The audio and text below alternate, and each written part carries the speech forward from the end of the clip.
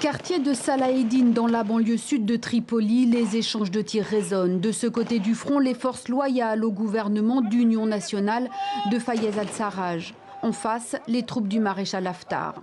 Depuis début avril, début des combats dans la capitale, les deux camps s'affrontent violemment à l'artillerie lourde. Déjà plus de 500 morts, 2400 blessés et des dizaines de milliers de familles contraintes de fuir. L'émissaire de l'ONU alarme, le chaos règne. La Libye est sur le point de s'enfoncer dans une guerre civile qui pourrait irrémédiablement diviser le pays. Il faudra des années pour réparer les dégâts déjà infligés, et cela seulement si la guerre s'arrête maintenant. Le risque, une division permanente du pays.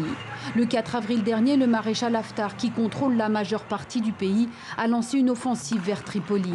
Tripoli, où siège le gouvernement d'union nationale, reconnu par la communauté internationale. Les appels à un cessez-le-feu restent lettre morte. Si la diplomatie s'active en coulisses, difficile de cerner qui soutient qui. La France a proposé la création d'un couloir, une ligne de délimitation entre les belligérants, à suivre.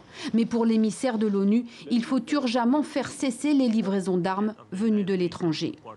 Sans un vrai mécanisme de mise en application, l'embargo sur les armes en direction de la Libye ne sera plus qu'une plaisanterie cynique. Certaines nations alimentent ce conflit. Les Nations Unies devraient y mettre fin.